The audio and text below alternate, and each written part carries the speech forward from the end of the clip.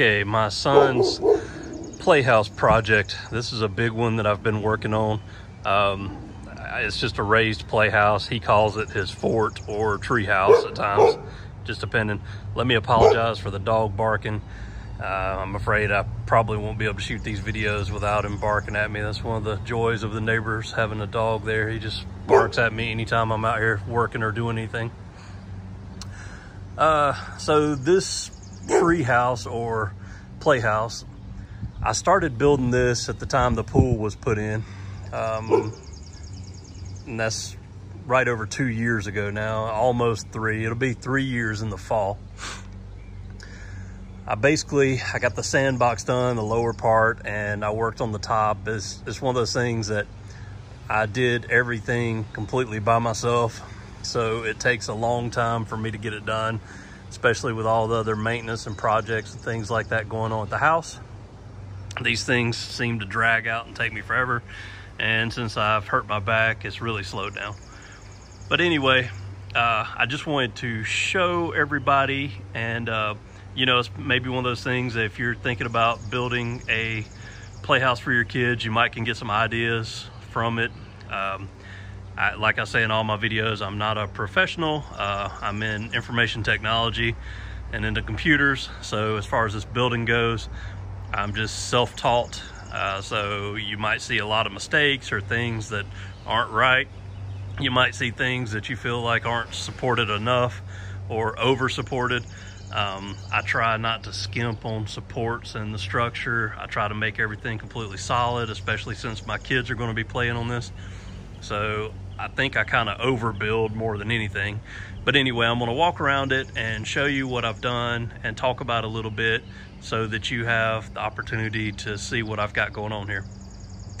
It's one of those things I first, thought about it. My son, he needed something more to do outside besides just the pool and a hangout area. When I was growing up, we had a raised playhouse as a kid, and I absolutely loved it. I would hang out in there all the time. Things have changed as far as from my days to now.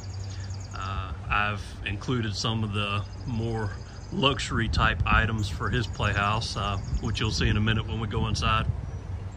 Mine didn't have carpeting, didn't have air conditioning, no TV or nothing. It was just a playhouse, and I had some wooden furniture in there. And I had, some like toy guns, cap guns and stuff like that. So what I'm doing here is this is going to have a wraparound deck, and I gotta actually level that guy out. I gotta raise that up so that it's level. The back end of it's level, but I think the wood is just bowed facing down in the front. And what I've got going on there is I built those on the ground, like you see the one there that's going on the back. This is going to be for a wraparound deck so that my son and their kids can run around the whole thing. I didn't originally plan to do that, but I just kind of thought it'd be cool as I've built this. Over on this side, I'm going to come off the deck and have a little platform off the back that's going to be 4 feet, and then that's going to come down to steps that are going to come down to here. So they'll be able to run up the steps and then go all the way around the wraparound deck. Of course, we have the sandbox up under it, and they get a lot of use out of that, all the kids that come over and play right now. Until I get the stairs built, of course, I'm just using the ladder to get up there. Everything is concrete footers. Those are approximately 1.5 to 2 feet in the ground. When you look it up by your state, you can usually find the frost line, and it'll tell you how deep you need to make that stuff. So when I pour footers, I pour drainage rock in the bottom, and I use the concrete tubes, like cardboard tubes, to pour the concrete in. Those there are 6x6s. The main supports for the fort are 6x6s as well. And then when I come off the sides for extra supports, I usually go to 4x6s. They're a little bit easier to deal with, in my opinion, and they do pretty good. I mean, they'll hold a lot of weight. I try to stay away from 4x4s because they just tend to, some of them tend to twist and do different things, bow at times. So I try to make most structures like this, especially it's going to be weight bearing. Most of them out of 6x6s, but I try to use 4x6s where I think it'll be safe. So we'll go around the other side, take a look what I've got done here. And this is where my pool pump is and all that stuff. Okay. So I kind of just put that in there as a spacer. I'm taking that out. These posts I put in last. This support will run and help brace this little deck extension or porch. I'd added those in there just for basically extra stability. As I kept adding on to this thing, you know, I initially just had the 4 6x6s supporting the whole thing. I don't know what they're capable of holding, and I don't know how much this thing weighs.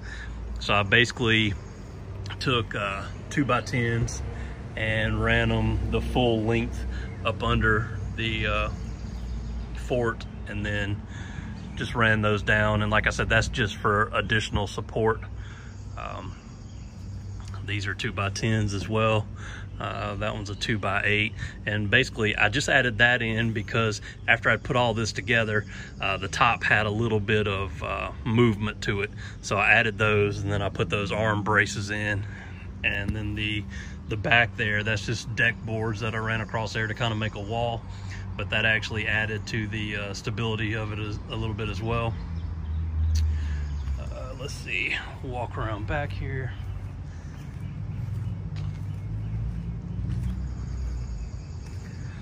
So it's still kind of a mess back here, and you can see the tube. I hadn't torn off that one. Let's see. So of course I'll put carriage bolts in these guys. I just haven't gotten to that yet. And then the wraparound deck will, and the dog will run over here, I know. The wraparound deck will go around the back.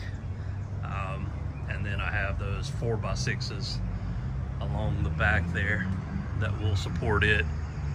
I have just those temporary arms to hold everything in place, so those will be taken out, but the other stuff will be there. And then you can kind of see the back of it. Metal roofing, and I'm gonna go back up there and I'll probably put like a vinyl, like a fascia and soffit around the underneath to enclose all that so I don't get birds and things like that in it. But that'll probably be one of the last phases that I do. All right, give you a shot of the underneath, and then we'll take a look inside.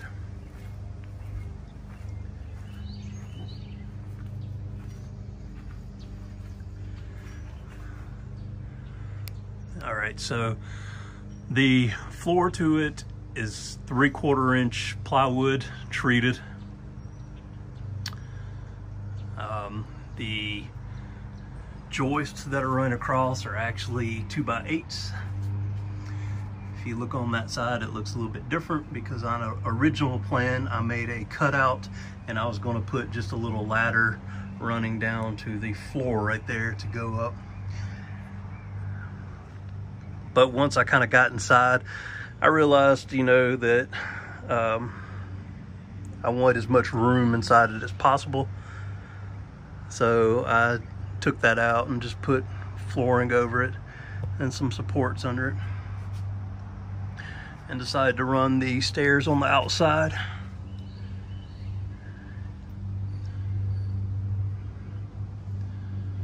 There's where power's running in. Put an electrical outlet down there in case needed, and I've used that during the building. Not sure what I'm gonna do as far as, I'm gonna sod, of course, the rest of my yard, continue it going. I had that kind of graded out in a slope, but all the rain we've had has been washing it out. So as soon as we get some dry days, then I'm gonna have to kind of rake that out a little bit more, fill it in, and then get some sod going. But anyway, all right, let's go up and take a look inside.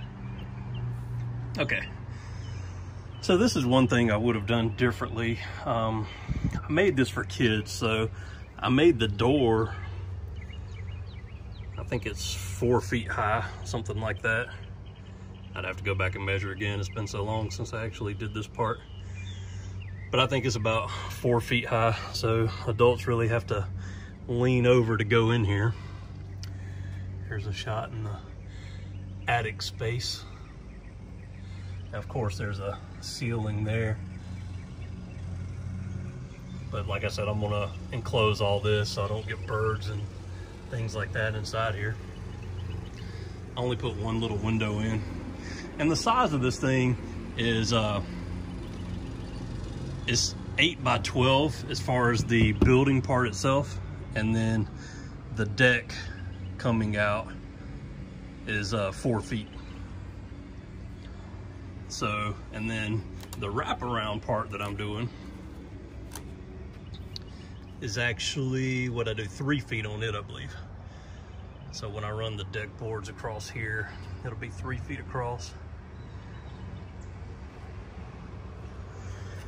All right, let's go take a look inside.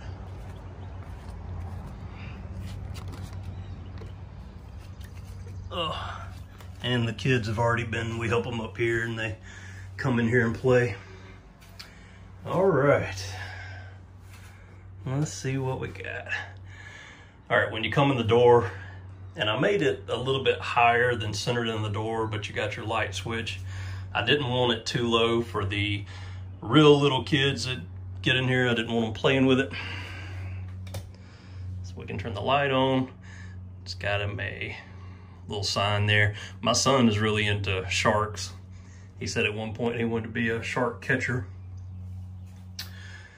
We put a bed in that, more than anything, that just acts as a couch where they can all sit on and hang out. And we've got some cushions to put around the back of it. That's where power comes in. We've got some containers up under there. Of course, they're all about Nerf guns when him and his friends come over. His aunt got like a blow-up chair, I guess, blow-up beanbag type thing.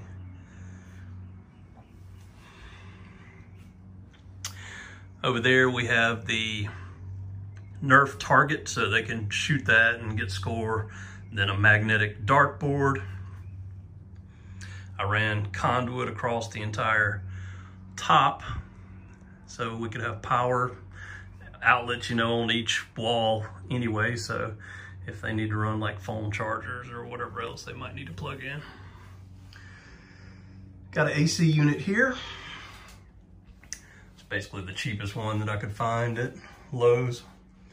I think it was $100, but it does fine for this. Well, I say it does fine. We haven't really tried this out when it's 100 degrees outside, but it works fine so far. Power outlet over here, and then this wall is where his TV is going to be. So the TV, let's got chairs in here right now. It's Insignia, I think it is.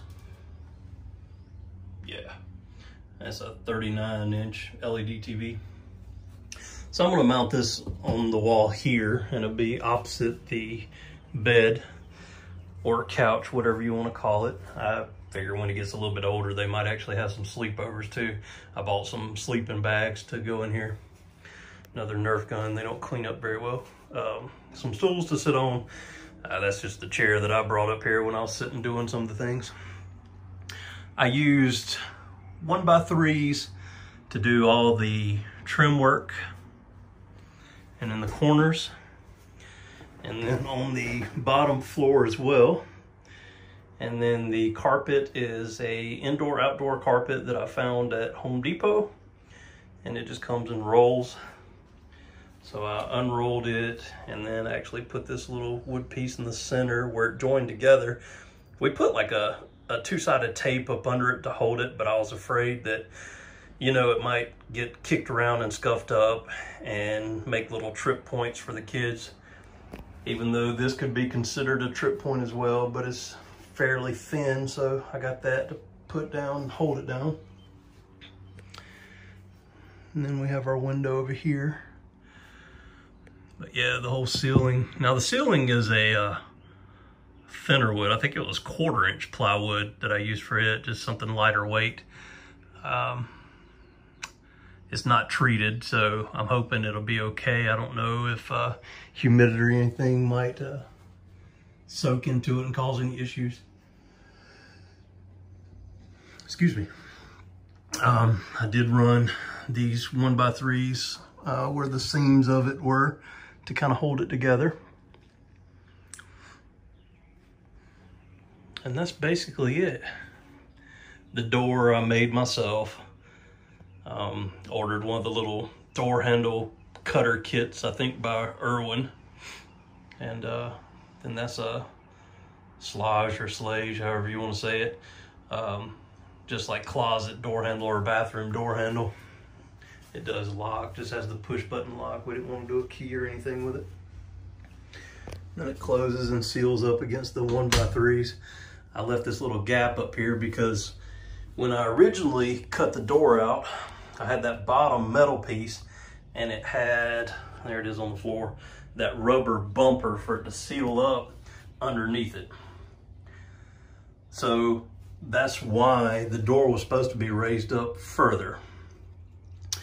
I had taken the rubber seal off and I put that bottom piece in, the metal piece, and for whatever reason, I just had a moment, I didn't think about it, and I just sat a very thin shim, or a couple shims down the bottom in between it, and I screwed the door on, and I said, wait a minute, why do I have this gap up here? And then I looked and had the actual seal behind me, so now that won't fit in. And I didn't want to do more holes and take that out and then raise the door up, especially after I'd already cut in that striker. So I just left it the way it was. And I'm fine with it. I can, you know, fill that with something or cover it. No big deal there. But that's it. I mean, I think, you know, the interior here being 8x12, it's big enough that they have room to kind of hang out and do things. I don't know if we'll put a game console up here or not. Not sure what all we might stick in here for the kids to play. But that's what it's looking like anyway. The color was picked out by my son. His favorite color is blue, so we took him to Lowe's and he looked at the little sample cards and picked out the color. And he actually helped do the painting in here. His mom does the painting. I kind of leave that stuff alone. I tend to just make a mess with paint. But if you have any questions or comments, please let me know. Like I said, if you look around, you know, I doubt things are going to be to code and all that type stuff. I'm not a professional. I just built this to the best of my ability. I'm sure you'll see a lot of mistakes or issues in it. You don't need to make me aware of any of those because I'm not going back and doing more work, changing really anything. My wife and I and other adults we've had like 6 adults up here, and we can jump up and down and it doesn't move or flex or anything. So I feel like this thing is really stable and sturdy. I don't think it's going anywhere. But other than that, the walls, you know, just to save some money, we did I think it's called OSB board. They're like $8 a sheet. So we put a couple coats of paint on there. We did Kills first, and then we did the blue paint. But the floorboards are treated wood. And like I said, the ceiling is cheaper. It's 1/4-inch plywood, but I think it was untreated. It's all painted with a couple coats as well. The above or overhead or attic, whatever you want to call that, of course, is not painted or treated, but I'm gonna close it up, so hopefully nothing gets in there, and hopefully humidity and things don't really mess with it, but we'll see. But anyway, that's it. That's gonna wrap up this video. Wanted to show you this project. If you have any questions or comments, please feel free to ask, and I try to respond and answer everybody's questions to the best of my ability. And you know, if you're thinking about doing something like this for your kids, all I can say is it's a lot of work.